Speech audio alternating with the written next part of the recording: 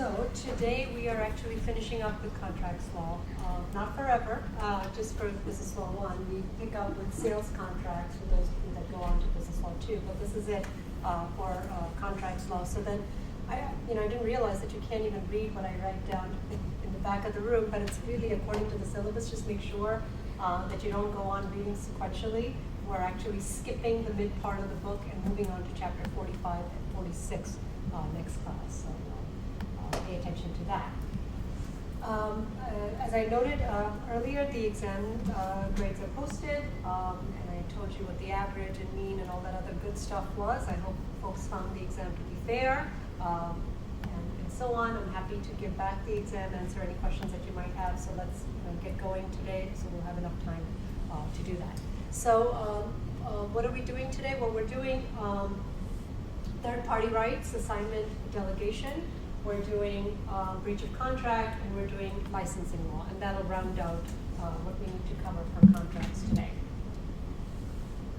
So there's this term that we use in contracts law called privity, okay? And all privity means is the notion that the parties that actually contract with one another are said to be contractual parties, and the legal term is that they are in privity with one another. So if you and I have a contract, maybe we have a three-party agreement, all of us are in privity with one another, okay? But there is also this idea that even though two people or three people might initially enter into a contract with one another, it is possible that that same contract could involve other parties down the line, even though they weren't originally in privity with one another. And that's where assignment and delegation come in. So what is assignment? Assignment is the legal transfer of contractual rights, not duties, contractual rights by one party to another party, right?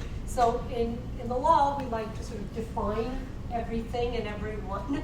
So the assignor is the party who transfers a right, and the assignee is the party to whom a right under the contract has been transferred. And we'll look at examples in a minute. So remember, assignment, transfer of rights, assignor is the party that assigns, assignee is the party to whom a right is assigned. And here's sort of an example of a typical assignment. And you might say, well, if I have a right in a contract, well, what kind of rights can be assigned and what kind of rights cannot be assigned? And we'll talk about those in a minute. But let's just look at, one of the things that is easily assigned, if you will, is money, right? Money is money. The right to get payment, shouldn't matter whether X pays me or Y pays me, as long as I get paid. So assignment of a right to receive money, the law recognizes as something that could be typically assigned. So let's look at that. Let's say we have two parties, the two parties up on top, a debtor and a creditor. Okay, let's not give them any other names for the moment. That basically have a loan transaction between them, right? So, you borrow money from a creditor. Let's say it's a financial company, right? And there's a debtor. Who are the parties in privity? Well, the original parties are in privity. Those are the parties that are in a contract with one another. So it's a contract where one party agrees to borrow money, the other party promises to pay back the loan with some interest, right? And we know that the way loans are structured is that they're payable over time. Okay. What happens is that the creditor, and this we see happen in the marketplace all the time, is that the creditor is holding a note, or maybe he's holding a series of notes, but they want to get paid now. For whatever reason, for financial reasons, either they want to get out of the business or they absolutely need liquidity and they need to get paid. Well, what they can essentially do is, and let's just give numbers here. Let's say, make it easy, it's one note and it's for $10,000, right? And it's payable over time 5 years from now. So if you hold on to the note, you keep getting paid over interest and you get paid your original principal back, but the creditor doesn't want to wait that long. What do? They assign the note to another party, an assignee. It's an assignment. And what happens here is, well, they're going to sell the note. The note is worth $10,000 5 years from now. Are they going to get $10,000 today? No, they're going to get less than that, but they would rather get paid on it today. So they sell the note to the assignee for $8,000, right? What happens? The assignee is now getting assigned rights in another contract, right? They are legally now a party to this contract such that they have a right to enforce that note according to its terms against the original debtor, right? That's typically an assignment, right? Just to bring about the point that there are third parties that can get a right in a contract even though they weren't originally in privity or the original parties to a contract. So, the right to get money, the right to get paid, don't see any problem with that. I mean, what difference does it make who you get paid from as long as the underlying terms of the contract don't change? But there are certain things that the law says that even if in your contract you didn't put, and we'll see what this is in a minute, an anti-assignment clause, meaning the parties said, no, we're the parties to this contract, this cannot be assigned, but let's say you didn't negotiate that. But even then, the law says that there's certain rights that just shouldn't be assigned because it would be unfair to the parties involved if one of the parties could just assign their rights. So for example, or it just wouldn't be proper. For example, a personal service contract. And what is a personal service contract? Well, it's really what the name implies, where somebody's reputation or somebody's work or something unique about an individual is at stake. And the book had an interesting little example. They were going in the entertainment world and they said, well, what if an actor, right, had a contract with a movie studio to make, 2 movies or something like that, and they were going to get paid $1 gazillion or whatever it is, right? And the movie studio is holding this contract, and they decide, well, we don't want to make this movie, or we think we want to get into another type of entertainment genre. We rather, shift this contract, assign this contract over to another movie company. You might say, well, that's not fair, right? I mean, even though the actor is going to get paid $10 million per movie, there's a difference between making a movie for Viacom versus Disney, right? It's very different. A movie studio is not exactly the same. That is an example of a personal service contract, whereas one party can say, no, this, the actor, for example, can say, no, it's not just the $10 million, it's my reputation, it's my, it's the kind of actor I want to be, it's how I want to perceive. That is a personal service contract, and that is not something that should be assigned. And if it can't be assigned and the movie studio doesn't want to go forward with it, technically, what would it be but a breach of contract, right? Sometimes you assign a contract because you can't perform on it simply to avoid breaching on a contract. And we'll see that what it means to breach on a contract could mean our damages, right? And you're trying to avoid those. What else? Assignment of a future right. Well, assignment of a future right, when you say future right, it's not a right you have today. And if it's not something that you legally have authority to have today, how could you possibly assign it to someone else, right? And the example in the book here was also pretty good, which is, what if you know that you are named as a beneficiary under someone's will, right? You're going to inherit this sum of money. The will says so. Can you start to assign that right to somebody else? Can you start to benefit from that? And the law says no. That's a future right. A lot can change. The person who's making you the beneficiary could change their mind, right? That is not something that you legally have a right to do today, or you have a legal right to today, so it's not something that can obviously be assigned. Contract where an assignment would materially alter the risk. And here you have to sort of look at the words materially, significantly, change the risk. And the book here also had a very good example of insurance, right? What if someone has a contract, and we don't think about purchasing a policy necessarily as being in a contractual or privity relationship, but that's what it is, right? An insured enters into a contract with an insurance company to purchase a policy. The idea there is that there is a contract. As long as the insured pays their premiums, the insurer, the insurance company, is going to protect against some risk of loss, right? So, as the insured, do I have the ability to say, you know what, I've got this contract, I'm paying this amount of money, I'd rather assign this contract to somebody else, to a family member, to a friend, or whatever the case might be, and they'll take over making my premiums and so on because, I don't want to. It's a good deal, but I'd rather give it to someone else. The law is going to say, no, that's not the kind of contract that can be assigned. And the reason is simple, because the insurance company basically rates people based on their insurance risk. And I'm different than you and than someone else because of my age, my gender, my driving history, so on and so forth. But if you flip it around, can the insurance company assign their contract that they have with you to another insurance company? Would that be materially altering the risk? Is that a yes or a no? Can they assign? Yes. Absolutely. What difference does it make, right? If they're willing to pay off on the same terms, whether it's Geico or New Jersey manufacturers, what difference does it make? That doesn't materially alter the risk. Presumably, all insurance companies are bonded and in good standing and so on. So the difference here is the insured is what's important, not so much the insurer. And we can go on and on. Assignment of a legal action, right? If we have a right to, if I have a right to sue someone, I cannot say, I'll give that right over to somebody else. We talked about the concept of standing, right? Which is, well, a court wouldn't even recognize someone that doesn't have legal standing. And the fact that I authorize someone doesn't change anything. You cannot assign the legal right to bring a legal action. So, these are just examples of things that cannot be assigned under the law, even if you don't put that into your contract.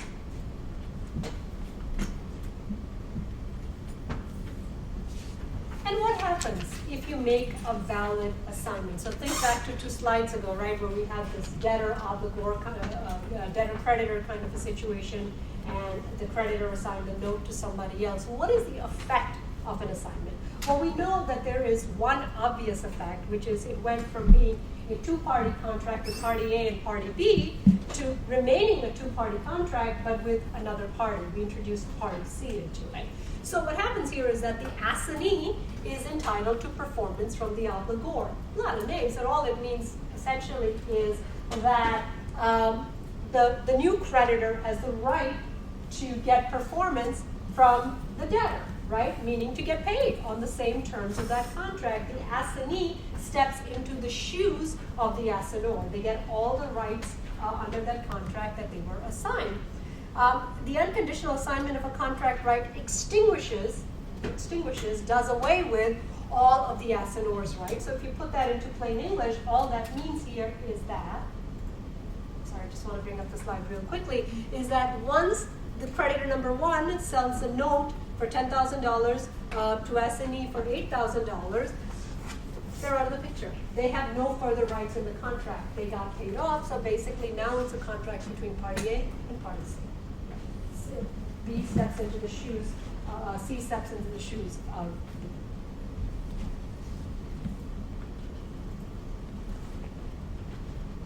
And then just some sort of obvious things, even though the law may not necessarily dictate it in every single situation, is that, look, if you're assuming rights under a contract,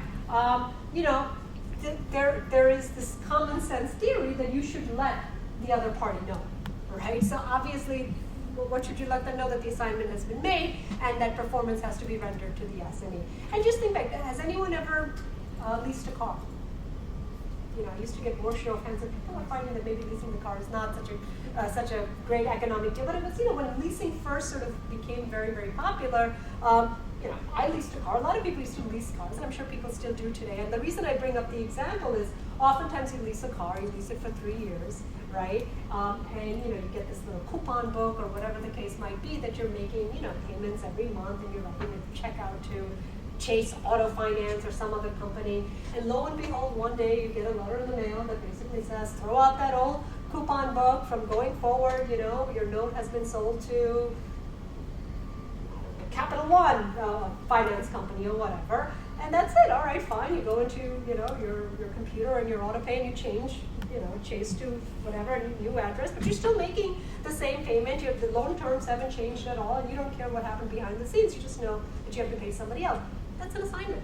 What you got basically was notification that an assignment has been made, and you were basically told that performance now must be rendered to capital as opposed to chase all finance. So assignments are not some weird esoteric things. They're essentially things that happen in everyday commerce. And I already sort of hinted at this.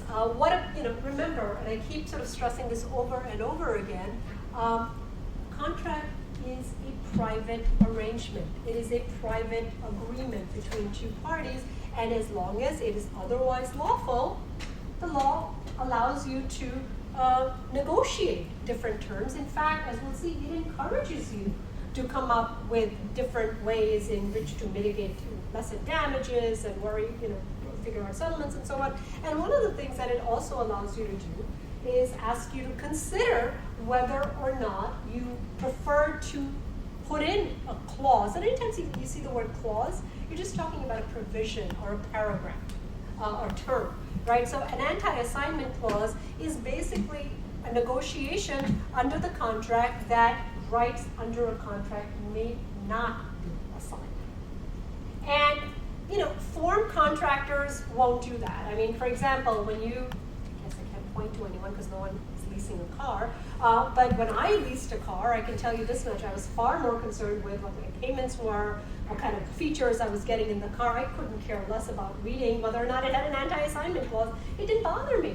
And I knew consumer protection would protect me. It's not as if if Chase ever negotiated my note to somebody else, all of a sudden my payments would go up or things like that. I knew that wasn't the case. So what difference would it make to me if it had an assignment clause or not? But guess what? It probably had a clause in there that specifically said that the creditor can sell this note to another qualified creditor and so on and so forth. In fact, instead of having an anti-assignment clause, I bet you it had an explicit assignment clause that authorized the creditor to do this.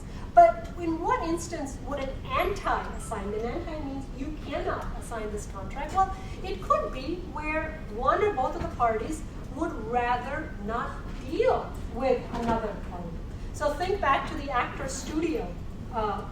You're talking about sophisticated parties that are represented by attorneys and agents and so on and so forth. They are negotiating. They're not leaving it up to chance. At some court, they'd have to go to court and argue that this is a personal service contract, it cannot be assigned. They'd rather negotiate that into the contract because they'd rather not deal with another party. They want the terms of this contract to be something that are between just party A and party B, and they do not want another party introduced into the contract. So you can always negotiate an anti-assignment clause. Or, instead of anti-assignment, which one party may not be willing to give, right? Because, private agreements, and not only that, remember negotiations, right? I mean, the deal can fall apart over somebody just basically saying, no, I'm not going to go for this. Might parties consider an approval clause, right? So what is an approval clause? It allows parties to assign rights under a contract, but only if prior approval is gotten. So it may be, I'm coming back to the actor movie studio example, it might be that the movie studio negotiates. I mean, they're thinking long term, they're thinking, hey, this entertainment industry is changing, all kinds of takeovers or whatever. We don't want to be locked into the fact that we're making 2 movies with you and we're paying you $10 million per movie. It may be that we change our minds or whatever. So you're not going to give me an assignment clause. Well, how about if we have an approval clause, meaning you get to say yes or no to the movie studio that we may, assign this to. So that might be more palatable or more agreeable to both sides. And the law typically says you cannot withhold approval unreasonably, right? But for valid reasons, the other side could say, no, that's not great. I don't want to make a Disney movie that puts me in a whole different light. I want to be an action hero or whatever, and I'm only going to work with, I can't think of movie studio names, but you get the picture, right? So yeah, I mean, so there are these are legal tools that parties have, and remember, a lot of these tools are really designed for parties to put forth their agreements in as much detail as they can on their own to avoid having to go to court.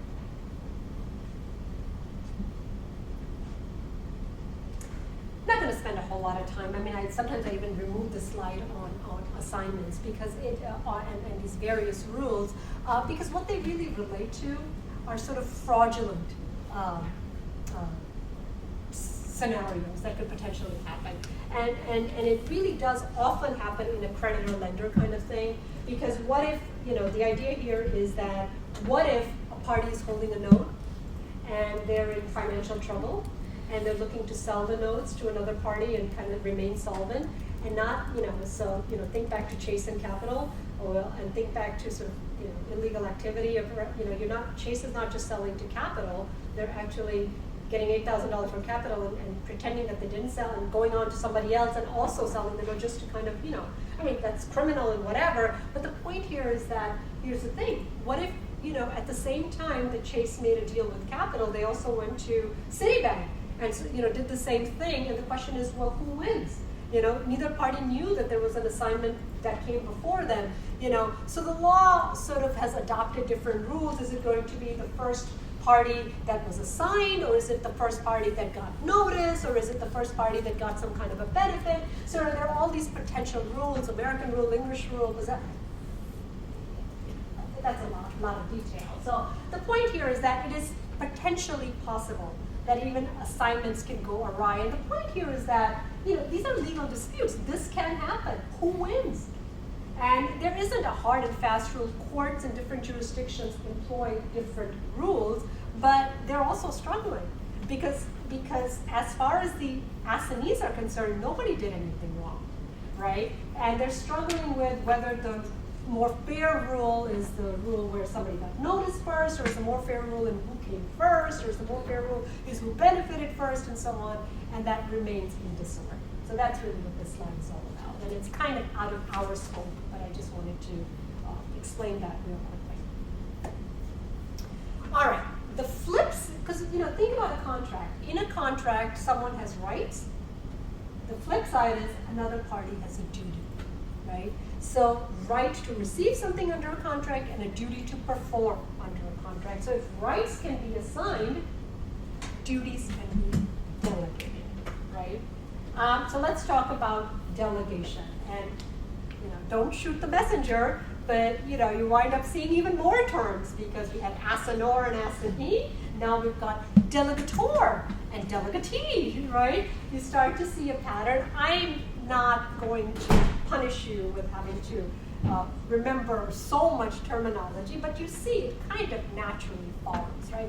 What is a delegation? Delegation is, again, you've got a contract with privity, two parties, but one party now, instead of assigning their rights, would like to assign their duty under a contract to somebody else, and the person, use the wrong word, not assign, would like to transfer their duty to somebody else. That party is a delegator. The party to whom the duty is assigned is a delegatee. So let's look at how that works. Not a whole lot. This sort of diagram is kind of just similar to the other diagram. It's the same thing. You've got two parties under a contract. One party promises to perform, and it could be anything. It could be performing tax services for somebody, right? I mean, you're under a contract. Well, they realize that they can't.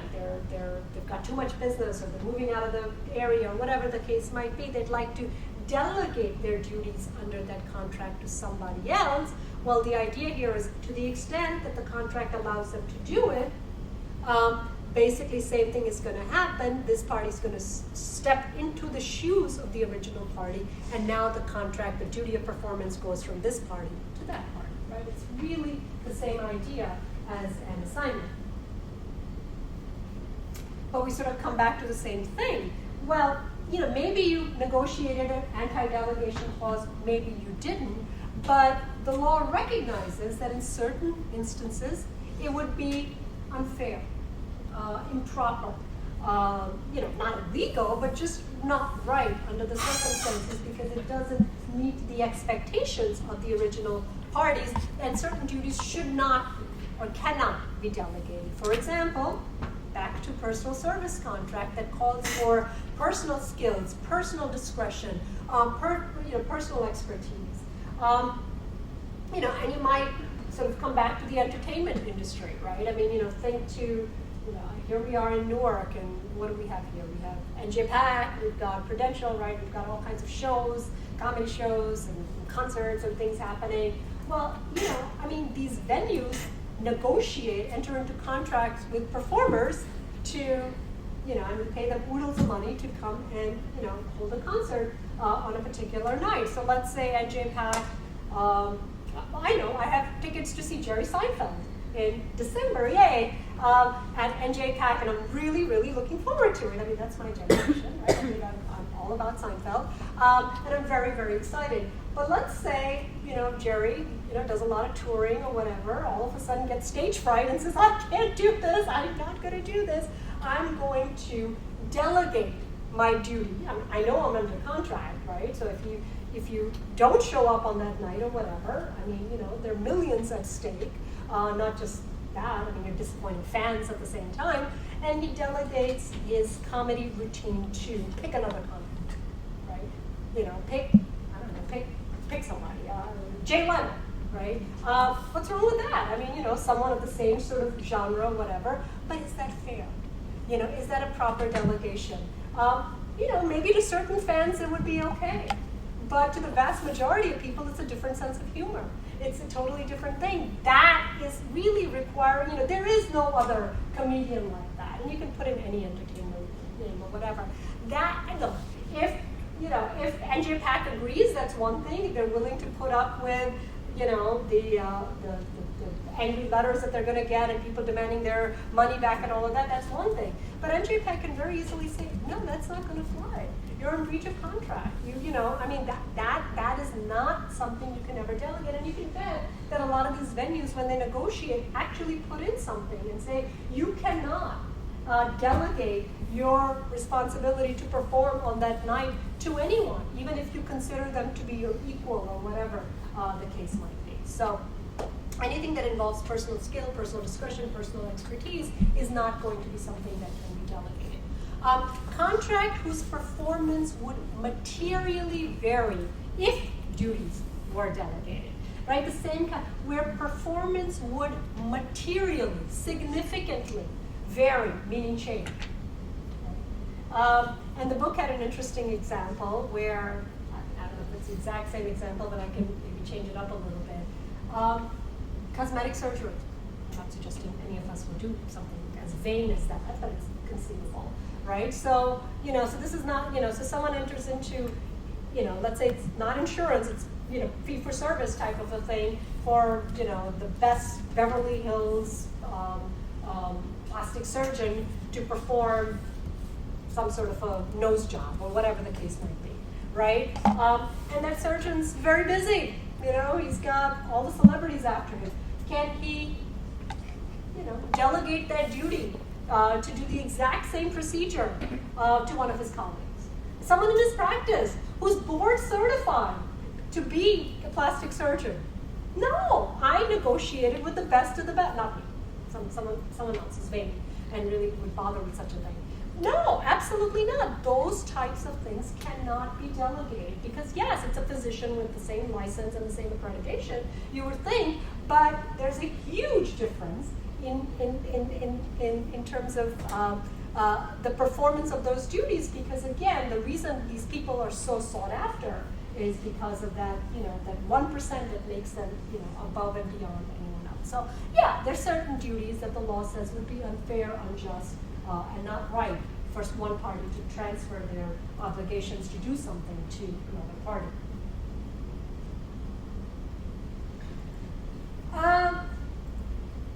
I can make you remember all of this, or I can just kind of tell you what this is about. With an assignment, it's pretty clear that once the rights under a contract are assigned from one party to another party, the first party just gets out of the picture, right? They're just gone. You sell a note for $10,000 or $8,000, you as a party are just gone. Delegation is a little bit different, right? So if you think about, A and B being the original parties, and B has rightfully delegated their responsibilities to C, B doesn't necessarily get out of the picture. And the answer is, it depends on the type of delegation. So I could torture you and say that you have to remember what assumption of duties is or declaration of duties is. I won't do that. I will just explain that even in a delegation, whether or not, and here's where it comes up.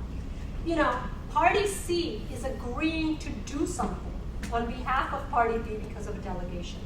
Let's say party C doesn't do it. Who does party A sue? Do they sue B, the party with whom they originally had the contract? Or do they sue the party that actually was delegated? And the law says, well, you know, it's kind of not fair to A because they didn't have any say in who it was delegated to. And, you know, they should be able to go after both. That generally is the rule. However, it is possible that if there is the right type of delegation, that, you know, and there was enough notice, and A agreed that they wouldn't sue the other party, then it's one thing. So really all this slide is about is what happens if things go wrong. And typically speaking, you could go after either the delegator or the delegatee. Not on the exam, too much detail, but I'm just explaining that's really what it is. It's really in the way that the contract was delegated. And what did the parties agree to?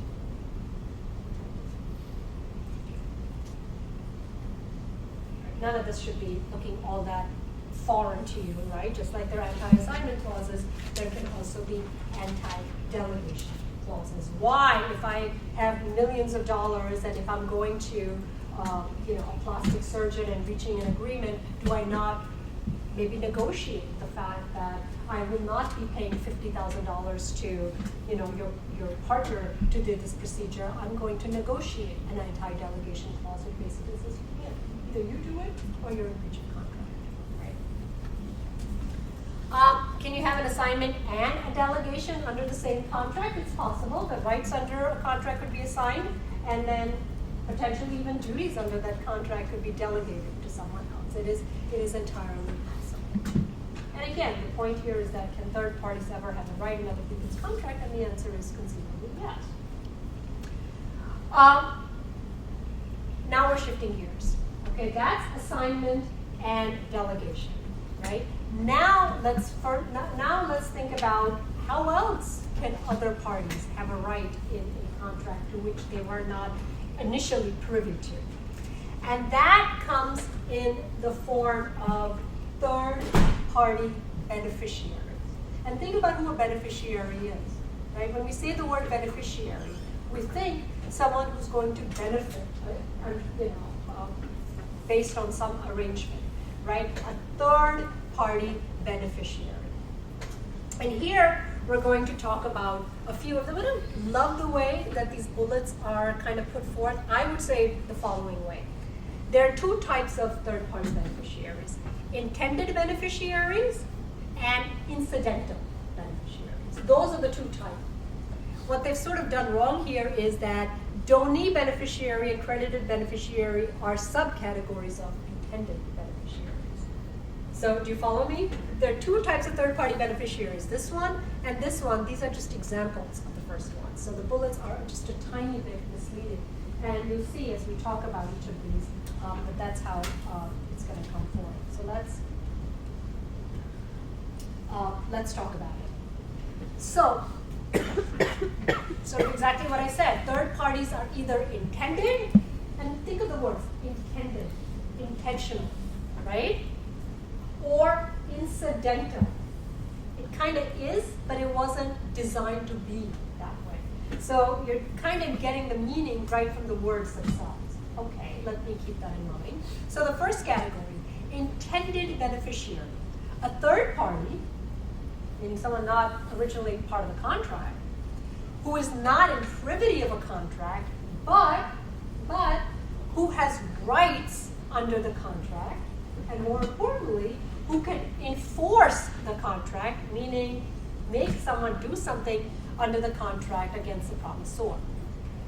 Give me examples, you say. What are examples of intended third-party beneficiary? For the first one is what the law refers to as a Donee beneficiary contract. And the word Donee comes from, you know who a donor is, right? Think about the English word donor. What is a donor? Say it out loud. the giver, someone who gives something. If that's a donor, who's a donee? Someone you give something to. So that's where it's sort of derived from, the terminology. So a donee beneficiary contract is intended, and that's the important word, intentional, intended to confer, to give a benefit or a gift on an intended third party. Okay? So a donee beneficiary is a third party on whom a benefit is to be given. Okay, a lot of fancy words, but just like, all right, give me an example. When can that happen? That happens classically with life insurance. All right, think about what life insurance is. Life insurance is basically a contract, right? Buying a life insurance policy is entering into a contract. How does that contract work? Well, an insured, me, enters into a contract, buys a policy from a life insurance company.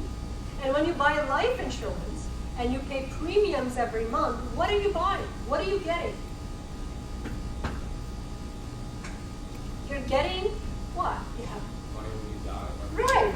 But I don't know about you, but I don't think I'm going to be able to take it with me, right? I obviously am not going to personally benefit from that, okay? I'm not going to get my $50,000 nose job from that life insurance policy because I won't be around. It is, the very nature of that contract is that I'm intending someone else to benefit from that, right? That's an intended beneficiary. Who is that? Otherwise, why am I bothering? What am I paying life insurance premiums for if I'm not intending from someone else to get a benefit from that? Well, I'm naming someone as a beneficiary. Typically, you're naming your children. You might even be naming, I think from a business law perspective, you might even be naming a charity, right? Someone that you would like to leave money to on a tax-favored basis or whatever the case might be. But who are they? They're a donee beneficiary, right? They are a third party. They're not an assignor. They're not a delegatee. That's a different kind of third party rights. They are actually a beneficiary. And the law says, yeah, they are what are referred to as an intended beneficiary, more specifically a donee beneficiary, such that when it comes time to pay, they are able to take action against the life insurance company and pursue that contract.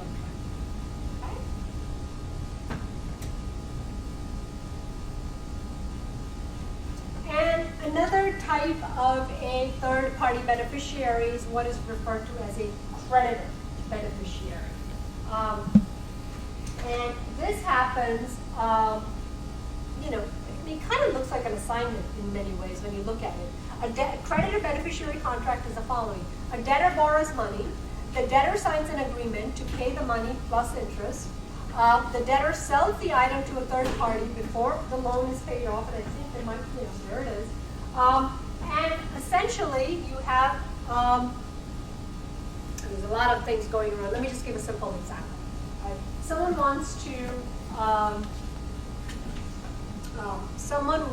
to open up a business, right? And they, they rent the space. Trying to think of what kind of equipment it might be. Maybe it's a dental office, okay? And you need all those extra machines and all that good stuff. Well, it costs money. You're not buying all that equipment. You're actually leasing that equipment for a period of time.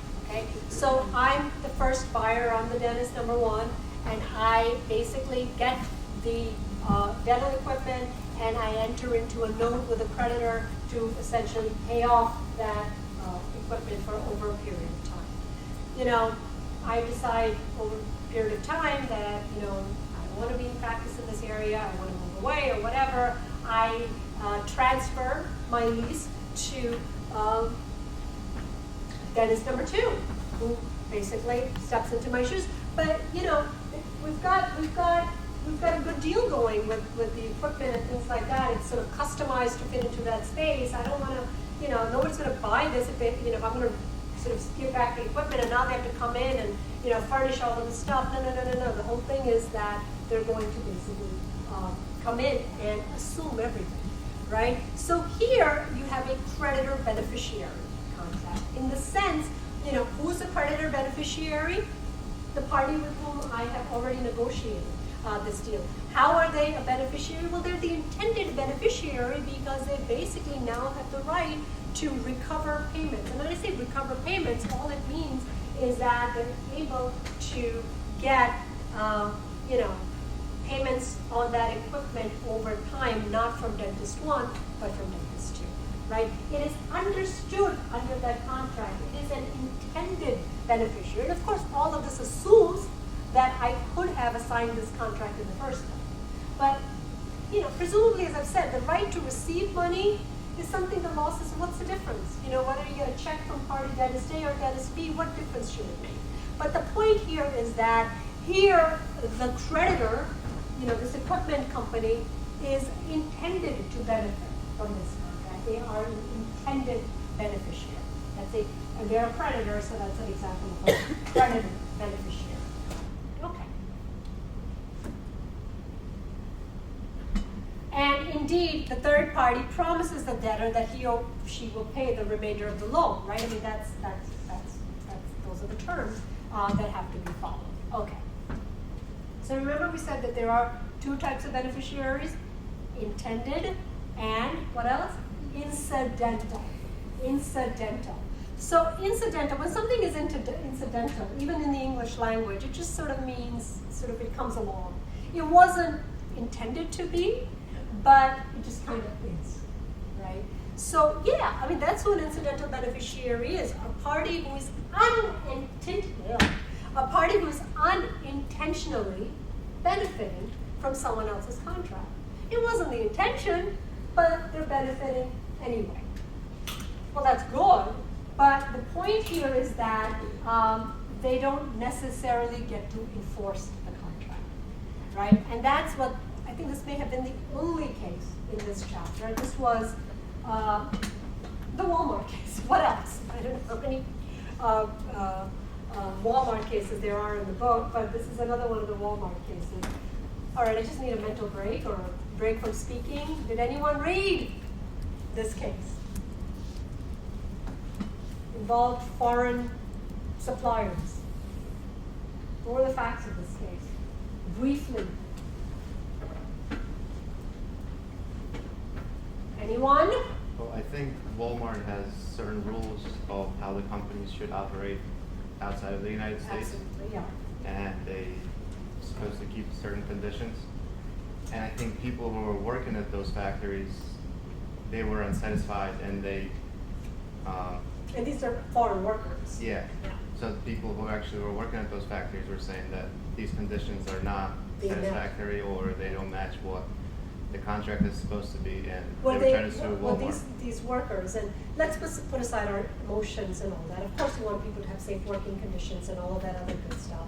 But if we just look at things legally speaking and keeping emotions out of it, were these foreign workers a party to the contract between Walmart and the suppliers? No. Of course not. Did Walmart necessarily intend for them to benefit? Probably not. Probably not. And the law says that's exactly right. And that's sort of the legal framework with which you have to. So what happened here? You're absolutely right. Walmart has suppliers, has, and it's not, let's just not pick on Walmart, it's everywhere, right? I mean, we know a lot of a lot of American companies go overseas for cheaper labor and so on and so forth. But this was sort of an interesting case in a way because Walmart is going to the suppliers with whom it's doing business, whether it's Nicaragua or whether it's Asia or whatever, and it's basically saying you're going to follow certain standards. Okay, we expect you to do X, Y, and Z, and we can come in and audit you when we feel like. And let me just say, the reality is that Walmart is a publicly traded company, is it not? Right? And we as investors or for PR reasons expect these companies to do stuff like this. So maybe part of the reason is that Walmart wants the PR good press, saying, look how good we are. And we go, again, I'm not just picking on Walmart, I'm saying any US company is going to say, well, I have these contracts in place. We're really trying to do our best to make sure that our foreign partners, uphold the high standards, blah, blah, blah. But the fact of the matter is, part of it is just that interest. So what happened here was They didn't go to each and every country and make sure that this was happening. They signed a contract and they kind of left it to good faith, right? But these workers are saying, hey, you know, my suppliers are not giving me good working conditions and blah, blah, blah. And even though I'm not a party to this contract, I would benefit if Walmart were to do this. So I'm going to sue both Walmart and the suppliers for not doing what they're supposed to do. And the court said, not so fast. You are not the intended beneficiaries. The law will only allow intended beneficiaries as third parties to enforce contract. The law will not allow incidental. Yes, no doubt you're benefiting if the parties did what they're supposed to do, but you weren't intended to be. So we're not going to allow our legal system to get all mixed up with having to have incidental beneficiaries come into court and enforce contracts. So not going to happen. So that's exactly what happened in this case. We've been there. Foreign workers, are they intended third-party beneficiaries? The law says no. They were only incidental beneficiaries. All right. Shifting gears again. This was sort of a hodgepodge chapter with a bunch of different sort of terminology and things just to kind of wrap things up. Covenants. A covenant or a promise typically.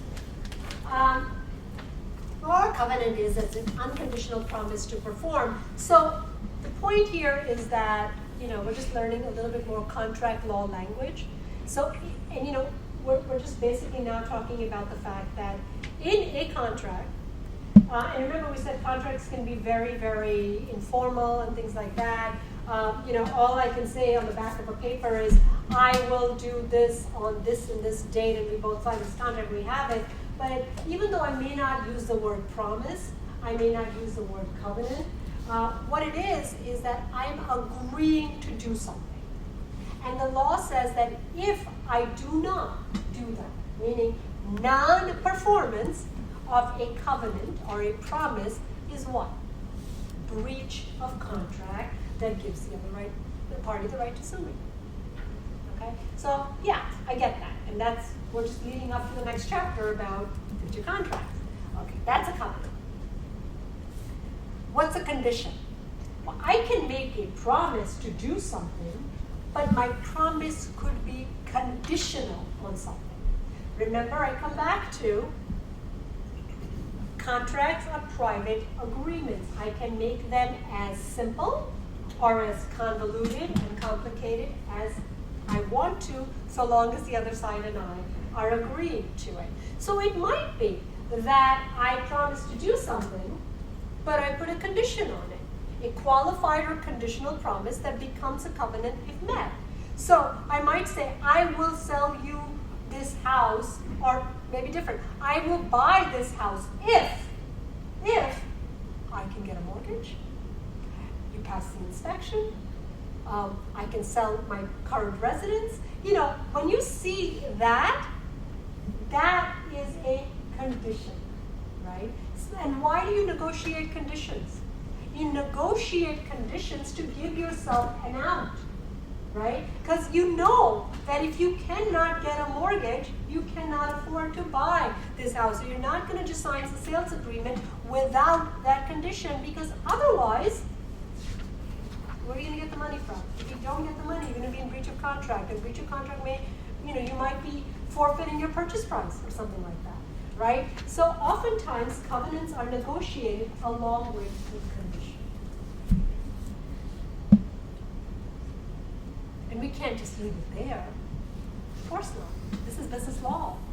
You know, I mean, I can't just stop there. I have to give you 3 different kinds of conditions, because that's just a torture we have to go through. What are they? Conditions precedent, conditions subsequent, or concurrent conditions. That if you sort of calm down and take a deep breath, you realize this is just time. That's all it is. These are just when the conditions come about. Let me refresh my memory and see if these are explained. Yeah, they are explained. So, what is a condition precedent? Precede something means what? To come before.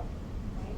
So condition precedent, condition that requires the occurrence of an event before a party is obligated to perform under a contract. So that could very easily be the example that I just gave on the house.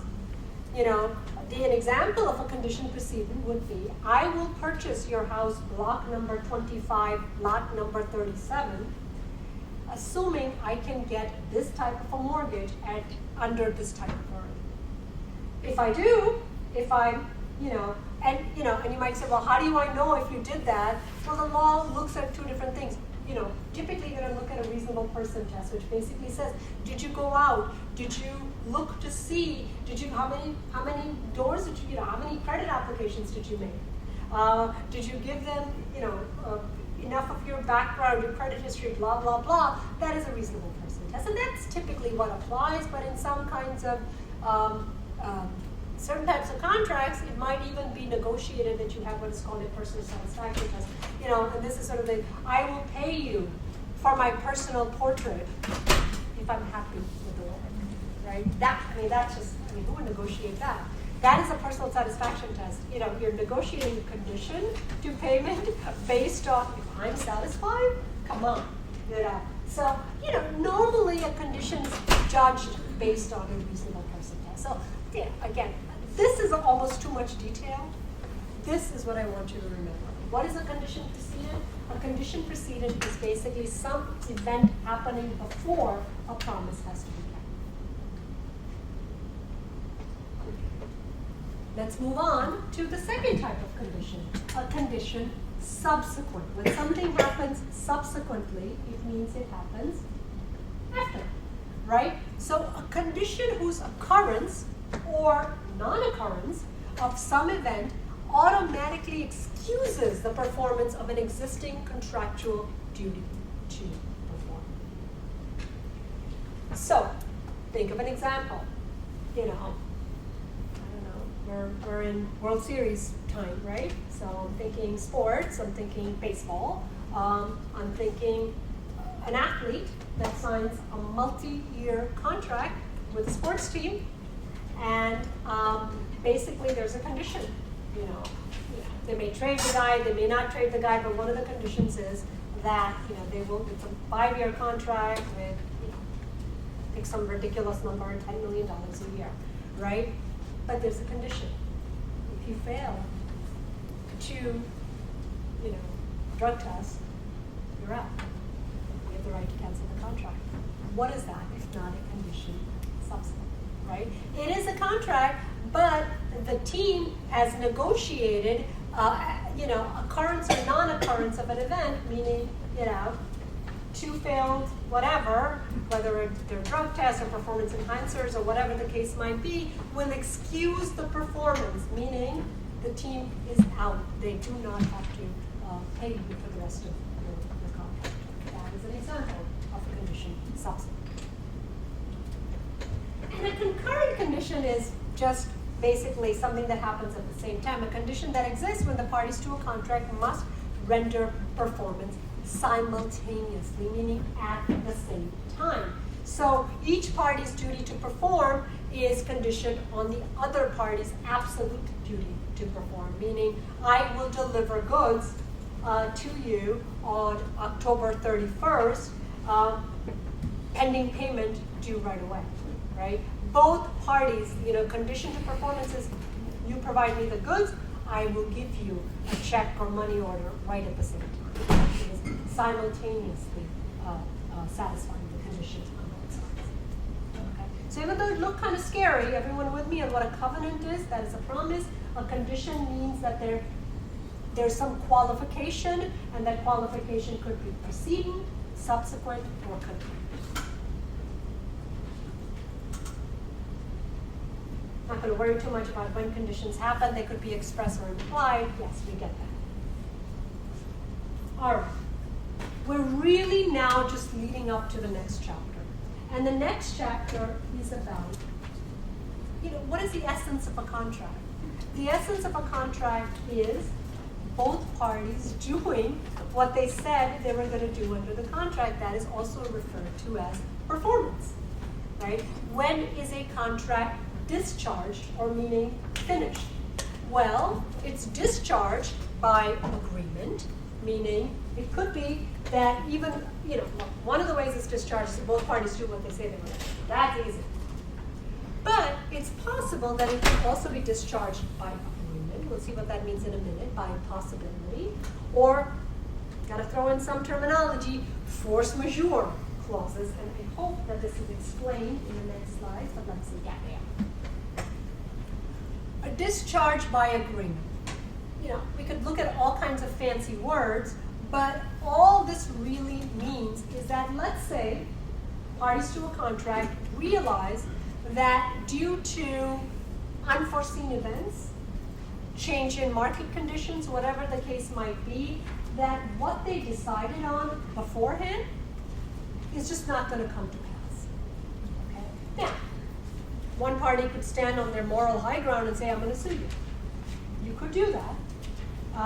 But one of the things that we should learn in business law is learning that moral high grounds in business don't serve anyone all that well. Because you have to look at economics, you have to look at business relationships and all of those other things. What parties might do is just basically agree to a different understanding based on changed circumstances, and that is discharged by agreement. The parties mutually agree. That's what negotiation is all about.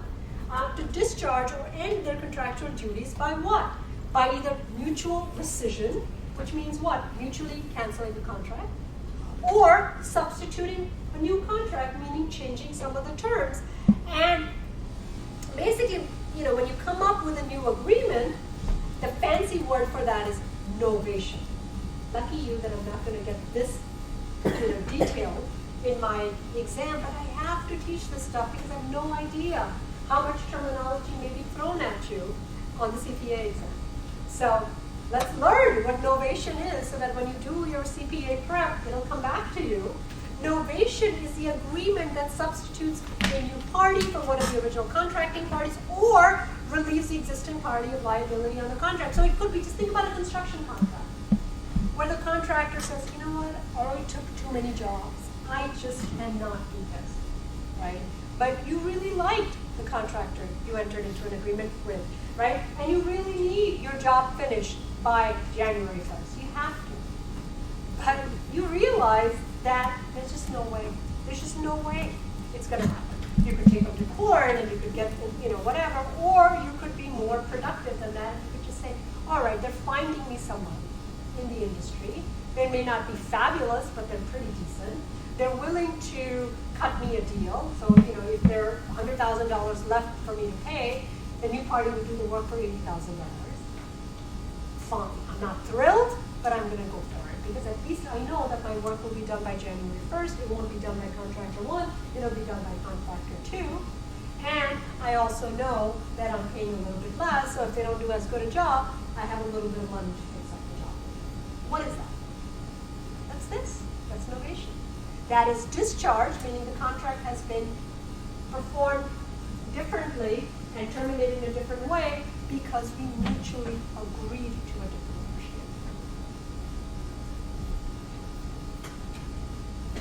understanding.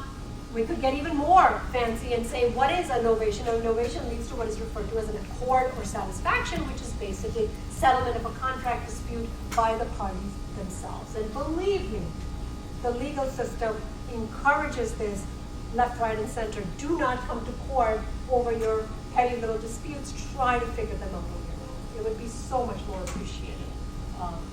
Yes, it may technically be a breach, but really, are we always going to stand on moral ground and go to court over these things, or are we going to try to resolve these issues by ourselves? What else can lead to a discharge of a contract? Well, the contract may have to just be discharged because it's impossible. Impossible to perform on that contract. It's not that it's illegal, but it is just impossible. Why? Because it's a personal service contract. Remember my nose job? The plastic surgeon passed away. What am I going to do? It's over. I have to, find someone else or whatever. So death or incapacity of a promisor prior to performance of a personal service contract, it is not possible to get this person from the grave. It's too late. It just cannot be, right? Destruction of subject matter. That property that I wanted to buy, An earthquake, a hurricane did it in. Impossible. Or it could be supervening illegality, right? It was something that I entered into a contract to do. It was legal at the time. It is illegal now. It is not possible to perform on that contract. The law wouldn't allow it. Right? Remember the Ford dealership contract with the dealership in Syria? That's an example of supervening illegality. Remember the term force majeure? Force majeure is basically something that the parties themselves negotiate into a contract. Because the law says if it's an impossibility, we'll excuse.